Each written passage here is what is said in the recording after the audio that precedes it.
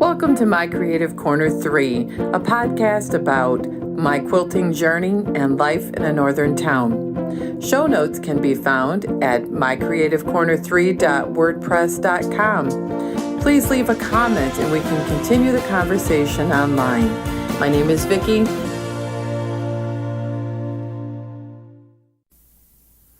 Welcome to the podcast. You know, I cannot believe that the month of November has slipped on by. This podcast will air December 1st, and so much has happened in November. I'm trying a new podcast setup, and I think it's going to be a significant upgrade from the last podcast setup that I had. And I want to thank my son for an early Christmas present.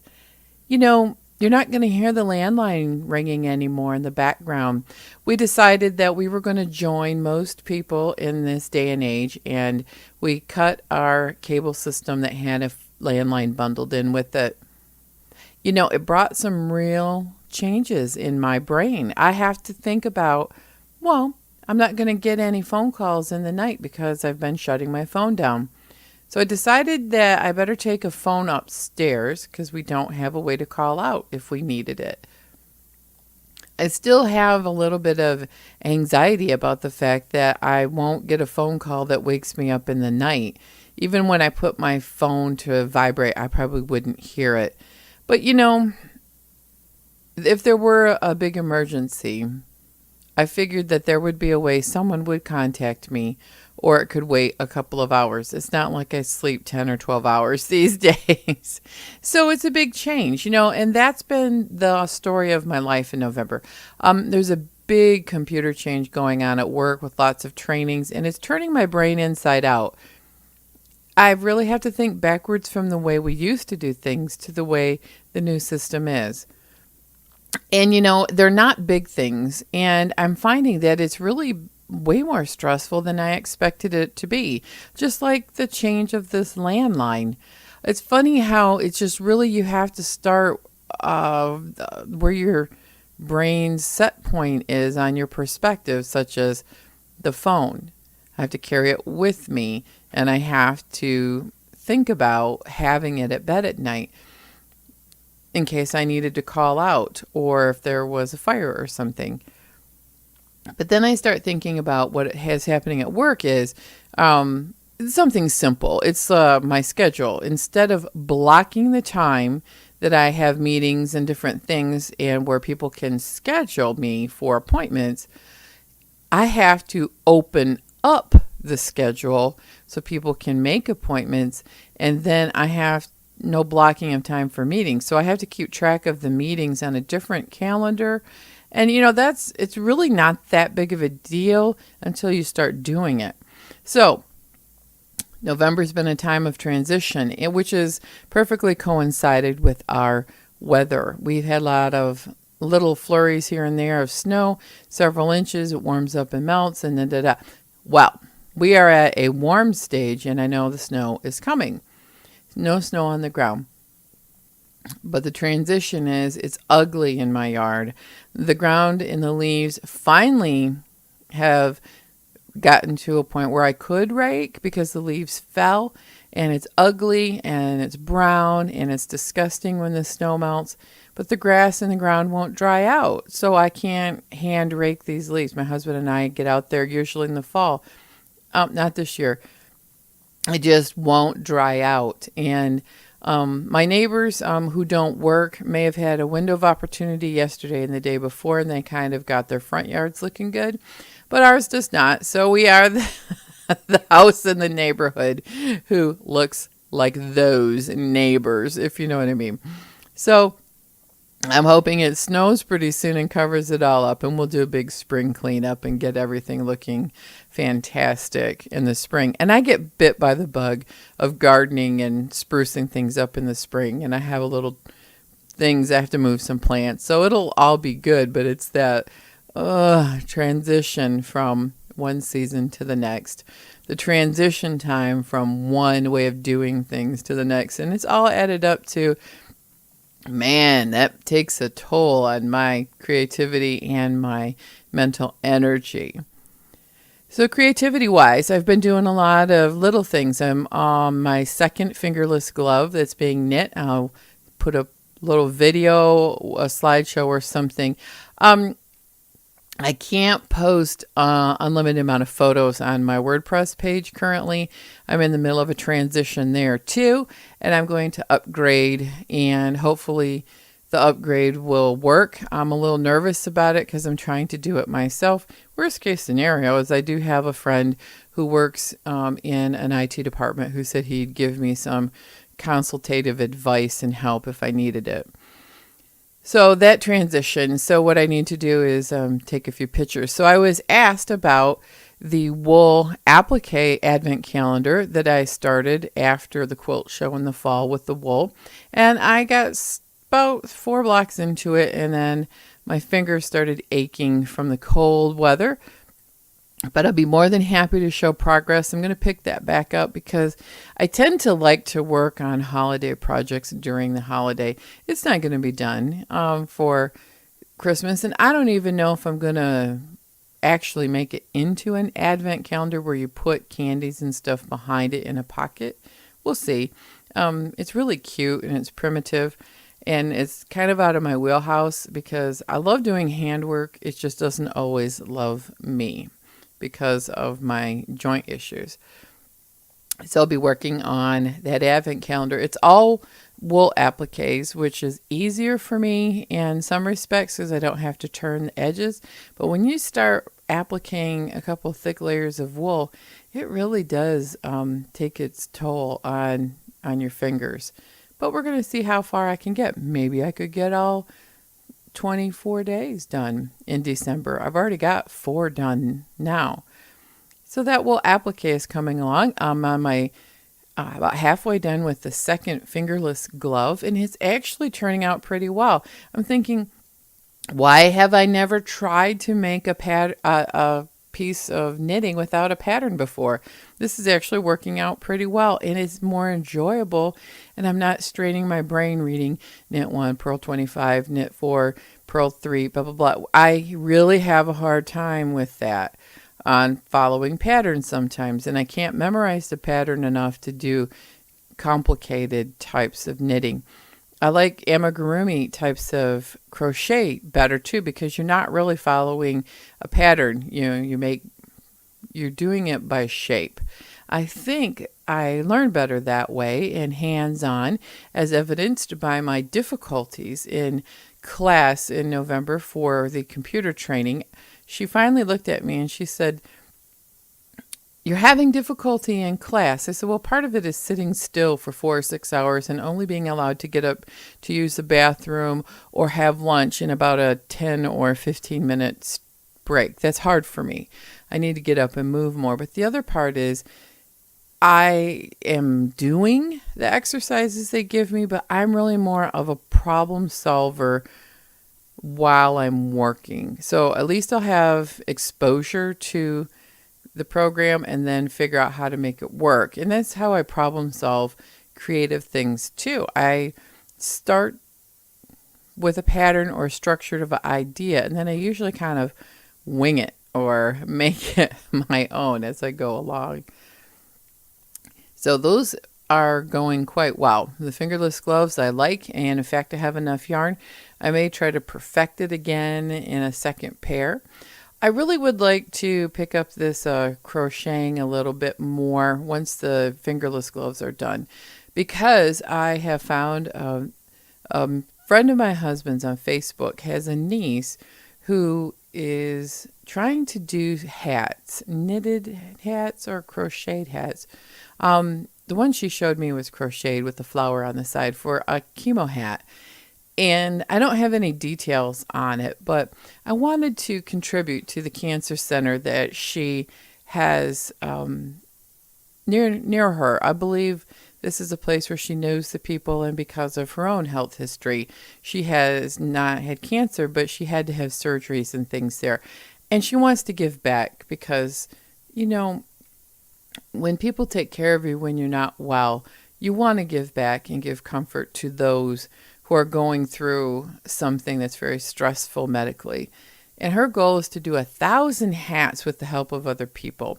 So I'm doing a couple of crocheted hats, and who knows, this baby may be my new passion project, to do little adult-sized chemo hats for people at different centers. I'm still continuing to do quilts for Cure, and that really feeds into my heart, especially this week with Giving Tuesday, on where do I want to focus some of my charitable work, I guess people call it, but your passion. I do a couple quilts a year where I quilt them for Quilts for Valor, and I've also found the Quilts for Valor group does what's called comfort quilts.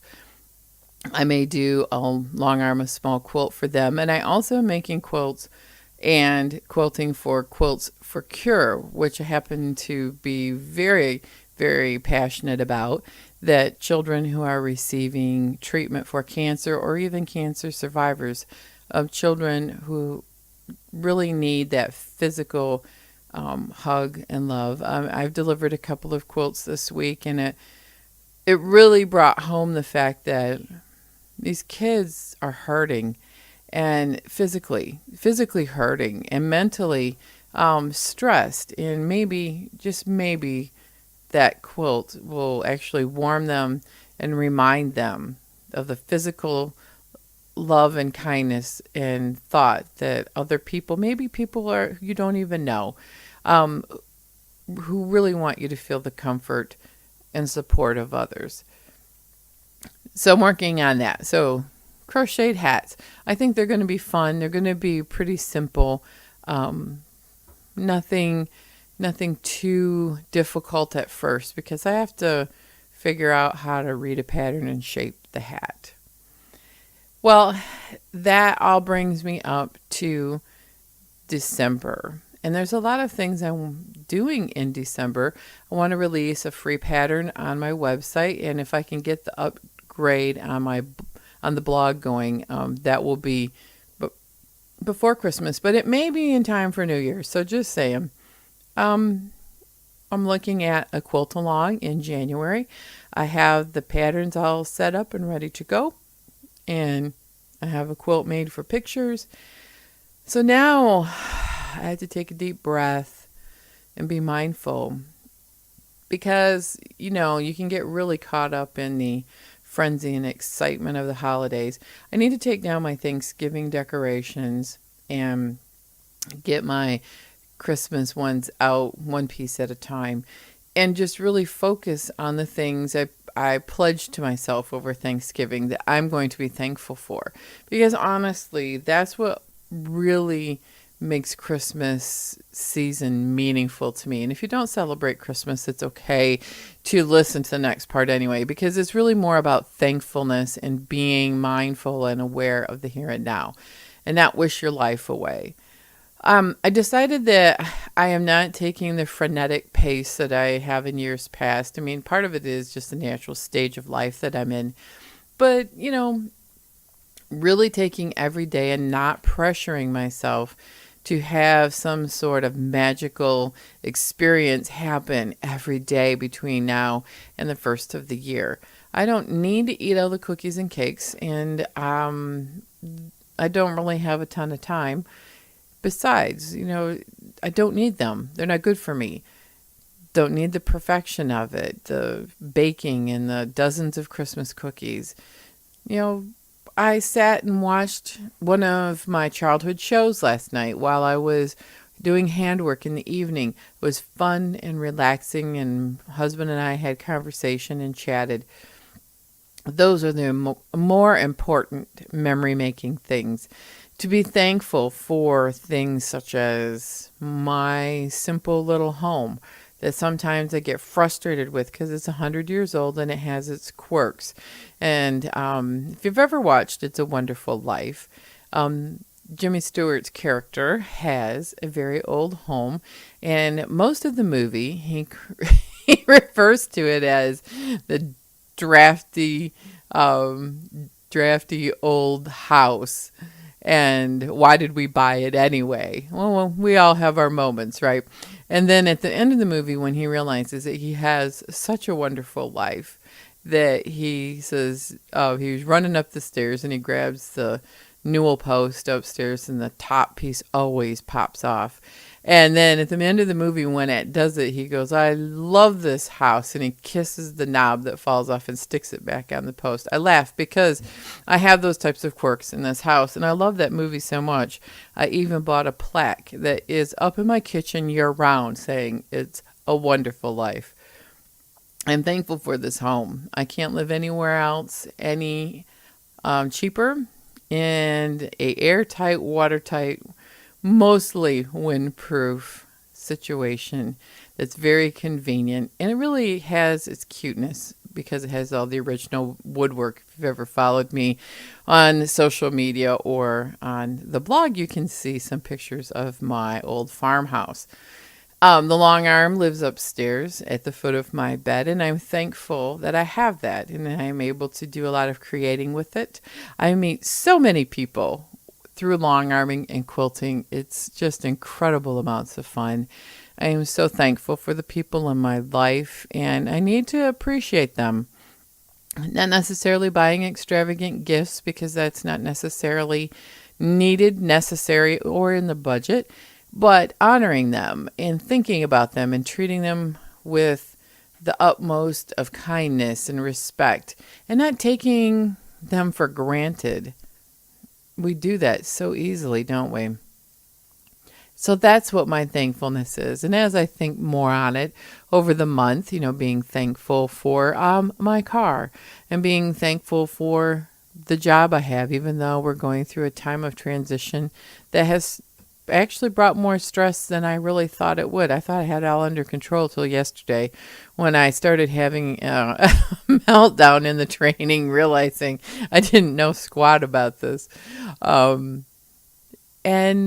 just really focusing on kindness and how you can help people in the moment, because that's really what it's about, instead of, quote, wishing my life away, which is something that my grandmother used to always tell me. I would say, oh, when this happens, I'm going to be so happy. Or when Christmas gets here, I'll be so happy. Or when I lose 10 pounds. And she'd like, don't wish your life away. Enjoy the moment you have now, because that's really what counts. So that is my first installation on the new podcast. I'm going to pause here and come back for a second half, but I want to check how it's recording and how the sound is going. And, bear with me as I am very thankful for this new setup. And I'm going to join you for the second half shortly. So I want to end the podcast with 5 things that I am loving right at this moment.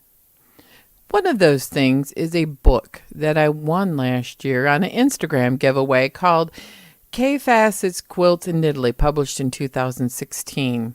I looked at this book and it is fabulous. It's got the most beautiful photography in it. And I'll have to say, I put it down after drooling over it for several weeks to look up how to combine some of the colors. I have come late to the party of Kay Fassett. I really like a lot of that fabric. And I paired it last year with Tula Pink's 100 block City Sampler. And it did chop up into tiny pieces actually quite well, because those are small. And that got me thinking about some of the color combos that I want to try. So it's a great book about Italy. It's a great book in studying how to use some of those bright and bold prints, and how some of those prints are ingenious, actually, because you can make simple quilts that look intricate, but then there are some very intricate quilts that have these beautiful fabrics in them. So if you love photography and you love bright and bold and you want to see the Italian countryside, this book is something that I'm loving right now. The second thing that I am currently loving right now is by Antioxidant Cocoa Fusion. It is a coconut water infused with white tea. It has 1 gram of sugar in it and no artificial sweeteners. It's got just enough caffeine in it to make me feel good in the afternoon, but not so much that it keeps me awake at night. I have to say, I'm loving Bai coconut water right now. It's a nice alternative to my love of sodas that I've given up a long time ago, which leads me to the third thing that I'm loving right now, which is carbonated bitter water, more like a Perrier water. Well, our local grocer has their own version of that for much less money, and they're very portable and they're carbonated and they make me feel like I'm drinking a soda, and I'm not. It's just water with no real flavoring. Some of them have a little bit of a natural sweetener. I cannot do artificials. So those are 3 things that I'm loving right now. The 4th thing that I'm loving right now is a YouTube channel on blacksmithing.